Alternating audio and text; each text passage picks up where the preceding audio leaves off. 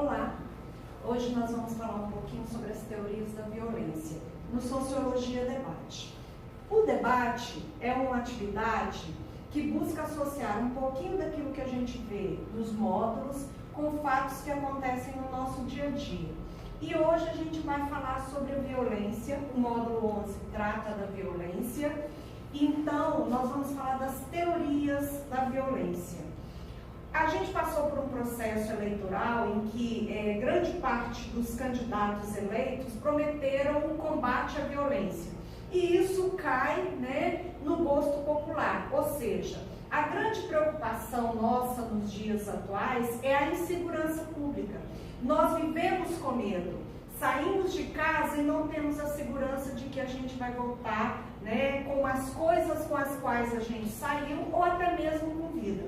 Ou seja, a gente vive, se a gente tomar ao pé da letra o que o Hobbes disse, numa verdadeira selvageria ou então no estado de natureza onde o direito não prevalece. O direito à vida, direito à propriedade privada, nada disso prevalece. Esse discurso, é claro, atinge os nossos interesses em cheio. Não é por nada que o candidato que quer a sua simpatia e o seu apoio o fez para você. É um discurso, por vezes, demagógico, porque ele busca atender, vai ao encontro daquilo que o eleitor quer, mas também não é uma situação fácil de se resolver. E a gente vai ver, então, alguns conceitos elaborados sobre a violência e quais são, então, a partir de vários estudos, quais são, de fato, as causas da violência e como poderia ser, identificando as causas, o meio através do qual eu posso reverter o quadro de violência no qual a gente se encontra. Muito bem, vamos começar então dizendo o que é violência. Um leão, quando ataca um bezerro ou quando ataca um humano, não pode ser considerado violência. Por quê? Porque aí é uma predação em função, um ato predatório em função da sobrevivência. A violência só pode ser definida a partir da ação consciente e deliberada de produzir dor, sofrimento e até mesmo morte ao meu semelhante. O único animal que assim se comporta são os seres humanos. Então, eu posso dizer que a violência é um comportamento tipicamente humano. E ele, então, não só é um comportamento que se desenvolve como igual da sua espécie, mas também que se desenvolve com outros animais de outras espécies, porque se mata pelo prazer. Se mata indiscriminadamente e de forma volumosa pelo simples prazer. Muito bem. Então, se é um comportamento humano, é um comportamento que pode ser aprendido. Por isso que a gente costuma dizer que comportamentos violentos ou meios violentos, meios sociais violentos, tendem a reproduzir a violência. Se você cresce num espaço em que as relações são violentas, você tende a perceber ou aprender que aquele é o padrão de comportamento. E como padrão de comportamento no qual você cresceu de forma segura, você também vai desenvolver esse comportamento no futuro. A criança vai desenvolver esse comportamento no futuro. É por isso que a gente diz que em meios nos quais se valorizam a violência, ela tende a aumentar e não a diminuir, tá certo? Então há uma discussão sobre controle de armas ou não controle de armas, sobre a criação de mais prisão, endurecimento da lei, tudo isso na perspectiva de reduzir a violência. Muito bem. Mas quais são as teorias que justificam a violência? Antes que eu continue falando das teorias, é importante se dizer que tudo aquilo que a gente conhece como humanidade, né, as riquezas, as belezas da humanidade, né, as grandes potências, a história da civilização, tudo isso se construiu sob ação violenta, né? Então são guerras, extorsões, expulsões, né? Apropriação, expropriação, escravidão. Então toda a riqueza e toda a beleza que a gente vê na história da civilização tem um rastro de violência. Não é por nada que o Durkheim vai dizer que o crime é um fato social, assim como a violência é um fato social. Ela sempre existiu e, em função dela, ou a partir dela, a gente tem um comportamento padronizado, né? E que é geral, ou seja, e além do que, esse comportamento é definido por noções de valores: certo, errado, justo, injusto, pecado, crime, legal, ilegal. Então, todas essas noções orientam as nossas ações de modo geral e padronizado a nos comportarmos em relação à violência. Por isso que ele vai dizer que o crime é um fato social normal. Muito bem, tomando a violência como fato social normal, é que eu vou dizer para vocês, ela sempre existiu, por isso é normal, um dos elementos é normal. Ela interfere na vida de todo mundo, pelo menos da grande maioria, né, das pessoas na sociedade. Em torno dela, nós temos um comportamento definido por noções de valores. E esses valores que foram criados em torno da violência não foram criados por nós, mas por gerações anteriores, tá certo? E que definem o nosso comportamento no dia a dia. Então, eles são exteriores a nós. Embora a gente queira viver num ambiente, né, cheio de paz, de respeito, de tolerância, ainda assim a nossa vontade não prevalece, tá certo? Ainda que eu queira mudar algumas regras, né, que definem os comportamentos das pessoas em relação ao padrão, né, tido pela sociedade ou compartilhado pela sociedade, individualmente eu não mudo. E no dia a dia, se a gente abrir o jornal ou abrir uma página, né, na internet de um site de notícias, a gente sempre vai lidar com a grande manchete sobre violência. Se eu ligar a TV, quer seja um jornal marrom, né, um telejornal, né, de uma emissora lá pouco vista, ou de uma grande emissora, ainda assim eu vou me deparar com notícias sobre violência. O locutor de gravata, clássico, ele vai estar falando o tempo inteiro, ele vai falar o tempo inteiro sobre violência. Ao final, ele sempre vai dizer alguma coisa boa na perspectiva de que eu tenha, então, apagado aquela primeira impressão, aquela noção negativa que eu carrego de insegurança sobre a vida que eu levo, sobre o meio que eu vivo. Muito bem. Agora vamos para as teorias da violência.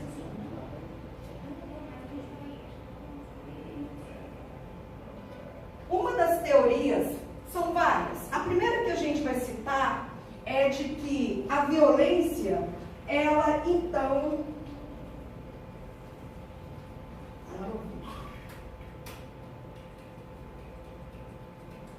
Vou achar aqui, gente, só um pouquinho. Uma das grandes discussões hoje sobre a violência é de que ela é um fenômeno midiático. Que, na verdade, a gente não tem esse volume de comportamentos violentos, ou que a taxa de violência no mundo não é tão alta quanto aquela que nós percebemos ou que nós temos a impressão de que nos cerca. Por exemplo, a televisão, ou o jornal, ou mesmo a internet, ela vive do anúncio, né, de quem anuncia alguma mercadoria. Para ter o consumidor preso à sua frente, É preciso, então, alguma coisa, algum elemento que faça com que ele permaneça ou com que ele acesse, né, as páginas na internet. Com que ele abra um jornal, com que ele ligue uma TV e assista o jornal. E é o jornal que passa notícias violentas. Não bastasse isso, a gente também tem o cinema e tem as telenovelas, que é a indústria cultural. Muito bem, sabendo que a violência produz medo e o medo da morte mobiliza os seres humanos e isso nos paralisa diante de um evento violento, os meios de comunicação, ainda na questão, né, cinematográfica, ou mesmo na televisiva, né, nas novelas, ou nos diferentes folhetins que elas produzem no dia a dia, reality show, ela vai então veicular com preferência eventos que tratem de violência. Por quê? Porque isso nos mobiliza diante da TV ou diante da internet ou de um jornal. Todo mundo para ver, porque tem medo, né? E eu quero saber o que aconteceu para que isso não aconteça comigo, porque eu tenho medo da morte. Então, esse é o elemento que mantém o consumidor ligado na TV, ligado no jornal ou numa home aí, né, na página da internet. Essa sensação, então, é ampliada porque toda violência que acontece na Ásia, na África, na Euroásia, no Brasil, cai direto na minha sala e eu fico com medo, fico me sentindo insegura. Então, a violência, para alguns teóricos, ela é ampliada em função do interesse midiático. Então, se diz que parte dela é um fenômeno midiático. Por quê? Porque ao manter o telespectador ligado na TV, né, a TV então valoriza o seu minuto, o seu segundo e pode cobrar então mais caro do consumidor. Quanto mais poder aquisitivo tem o consumidor, né, que assiste a um determinado telejornal, mais caro é o segundo naquele momento, naquele canal, ou naquela rua. Muito bem, esse é um dos primeiros elementos que buscam justificar a ideia de que a violência aumentou muito, né, nos últimos tempos.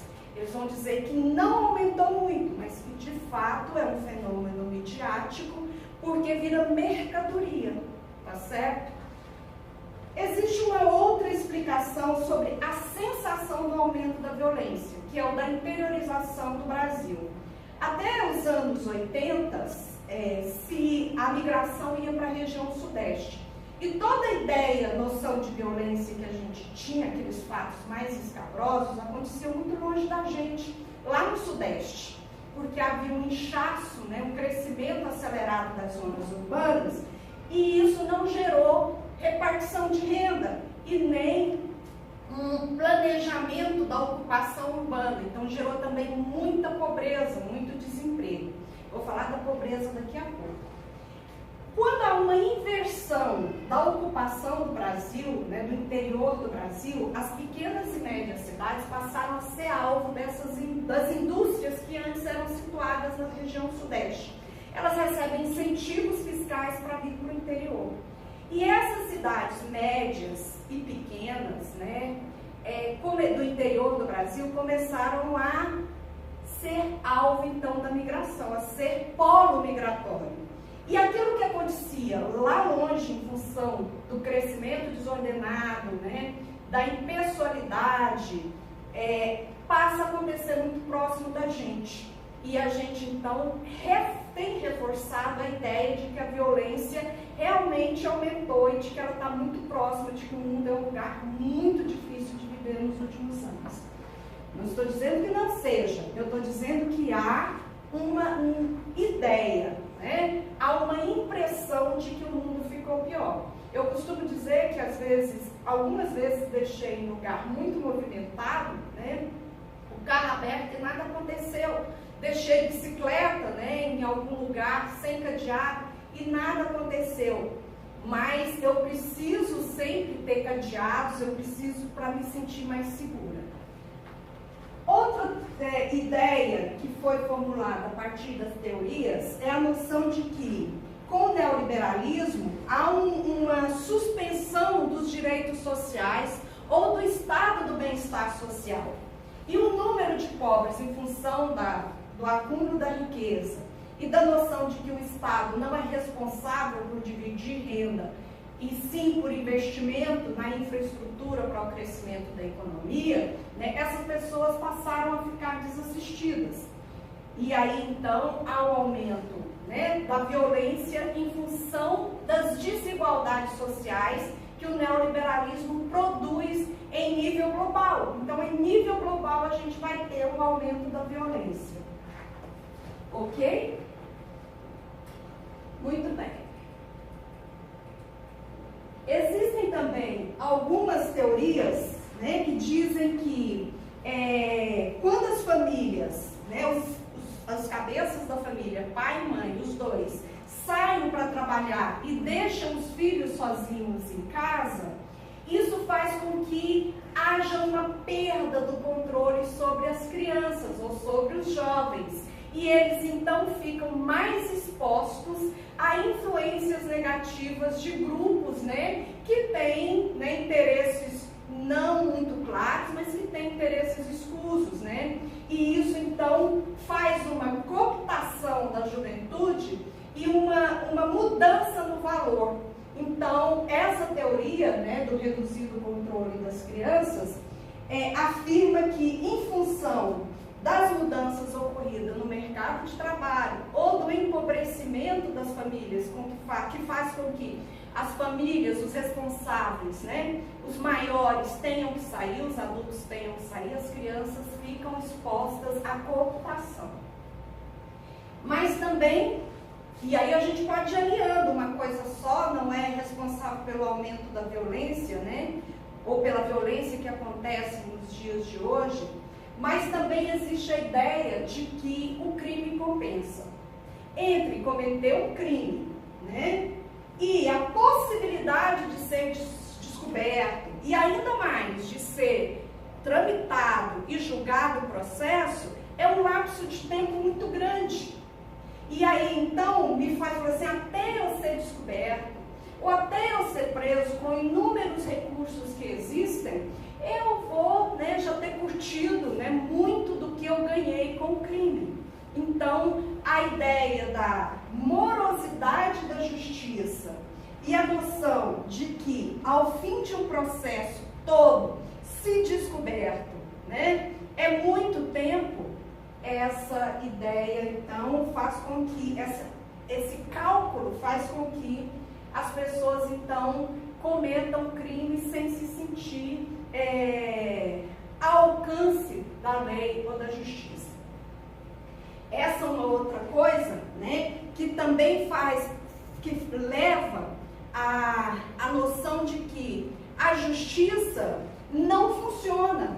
E aí, né, leva as pessoas a quererem se armar para fazer justiça com a própria mão, né? Então, essa morosidade, se leva à noção de que o crime compensa, também faz, né, com que as pessoas façam justiça com as próprias mãos, queiram se armar, porque não confiam na justiça, achando que, em função da morosidade, eu tenho que produzir a justiça com as minhas próprias mãos. A violência é própria de certos grupos sociais. São teorias muito mais antigas, né, do que essas que eu apresentei até agora, mas que ainda alicerçam noções e comportamentos que a gente adota no dia a dia, né? Então a gente acha que quem é violento é pobre, é cigano, é índio, né, é negro. Então a gente atribui a violência a certos grupos sociais, né? Que ela não é própria de todo mundo na sociedade, mas ela é uma ação, né, que é demandada por indivíduos de certos grupos sociais. O pobre, então, tem a sua associação à violência, né? Em função pobres são os necessitados. Então eu tenho que ter cuidado com aquele que necessita, porque se ele necessita, ele é capaz de tomar aquilo que ele necessita de quem tem. Então, essa é uma outra atribuição à violência a um grupo específico que é dos pobres. E a gente então associa crime à pobreza, violência às regiões mais pobres. Não é por nada que a polícia ela atua mais fortemente, de forma mais intensiva, né, sobre as regiões mais pobres, sobre as favelas, sobre, né, as vilas onde estão concentradas as populações mais pobres, em função dessa noção de que lá é que mora a grande ameaça, o traficante, o ladrão, né? Por quê? Porque eles precisam, então eles vão roubar. É uma forma de controle, né? Mas se a gente bem pensar, as pessoas que trabalham nas regiões ricas, vêm lá das regiões mais pobres, né? É o zelador, é a faxineira, é a passadeira, e na verdade são gente boa, né? Mas a gente acha que naquela concentração toda é tudo ameaçador. Muito bem. Então, pensando que a violência está no rastro das necessidades sociais, a gente criminaliza a pobreza, né? Trabalhadores pobres são, então, capazes de produzir, né, danos aos mais ricos ou àqueles que têm propriedade a zelar, né, passam a ser vigiados e tratados como marginais, ok? E, na verdade, eles são trabalhadores desempregados, pobres, subempregados e passam a ser controlados. Diante da violência que nos cerca, no Brasil, a única pena que existe é a prisão. Existem algumas penas alternativas, né? Ou algumas medidas cautelares, medidas alternativas, mas que não atinge todo mundo, tá certo? Não tem tornozeleira eletrônica para todo mundo, né? Penas alternativas não são aplicadas, né, em casos que poderiam ser aplicados. A nossa justiça, primeiro, dependendo do cidadão, ele prende. Então, a prisão é a única penalidade para os crimes que são cometidos na nossa sociedade. Não é por nada que a gente tem a terceira maior população carcerária do mundo. Se nos anos 70 eram 100 pessoas para cada 100 mil habitantes, em 2017 a gente tinha 726 mil presos e o número tinha subido de 100 para cada 100 mil para 750 a cada 100 mil habitantes. Então, as prisões no Brasil, né, viraram depósito de apenados, né? Ou ainda, né, de gente que nem teve seu processo tramitado e julgado, mas que se encontram encarcerados. É a única resposta que o Estado tem para a sociedade diante da violência, diante do crime.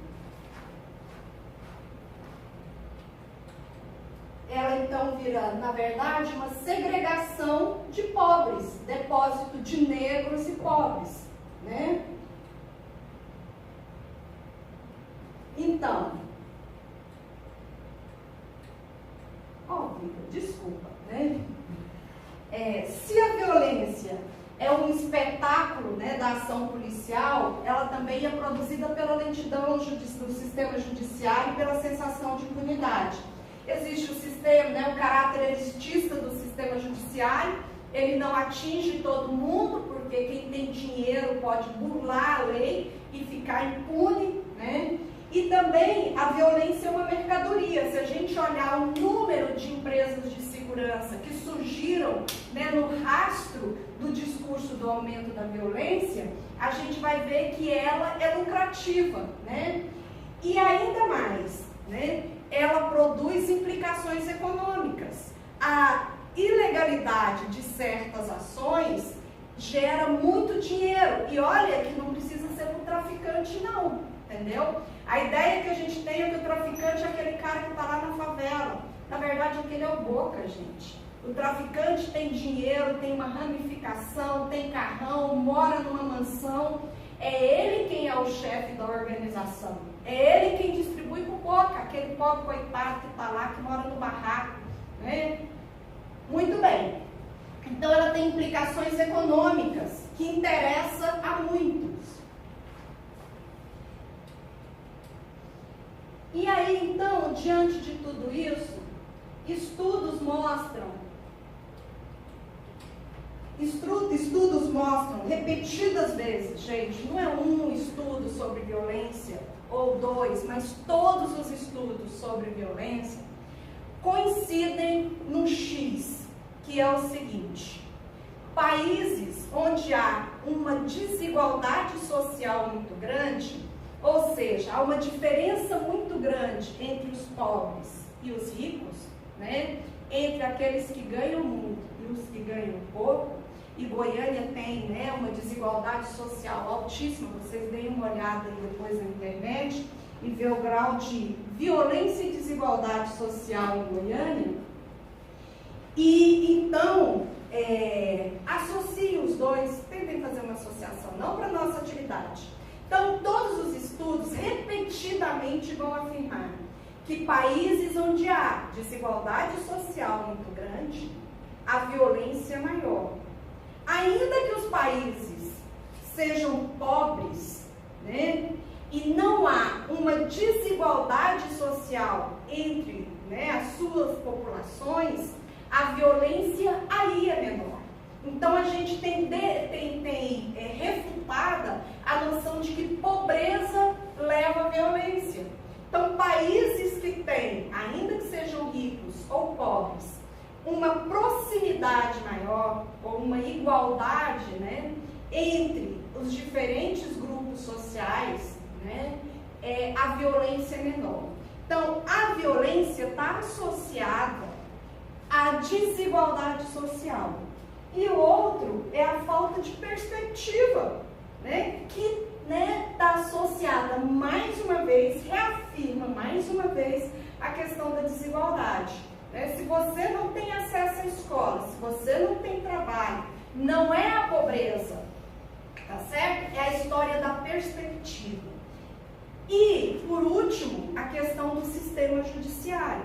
Que mensagem ele emite para, né, o cidadão, né, no sentido de que o crime deve ou não ser um comportamento comum entre todos.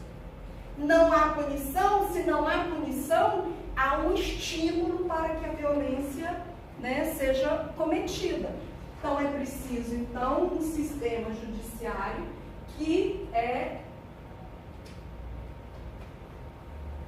puna, né, exemplarmente.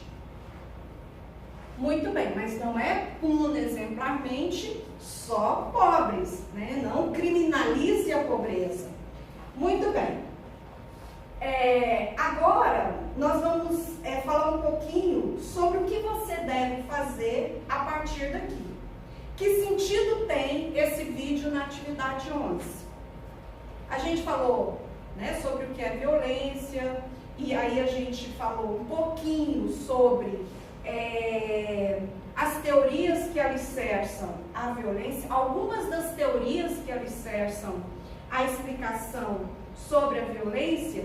E agora eu vou pedir para vocês, diante, né, do quadro que a gente tem, me responder lá na atividade 11 essa questão, né? Diante do governo que propõe tratar, né, o crime, adotar medidas duras no combate à violência, você aposta que ela diminuirá? Não é sim, não, gente. Por quê? Tá bom? Então, justifiquem lá. Essa é a atividade 11. Ela vale de 0 a 10. Não vale cópia. Sabe por quê? Porque o portal detecta a cópia e me avisa onde é que ela está. Inclusive, se ela é cópia do colega. Então, sejam originais nas suas respostas, ok? Então, diante de um governo que propõe adotar medida dura no combate à violência, você aposta que ela diminuirá? Por quê? Qualquer dúvida, me procure no plantão, todas as quintas-feiras, das 10h50 ao meio-dia e 5, ou das 17h40 às 18h55. Essa atividade se encerra na próxima quinta-feira, tá certo? Então, quinta-feira é 8, né? Daí a uma semana ela se encerra, ok? Passarei maiores explicações lá nas orientações da atividade. Boa atividade para vocês.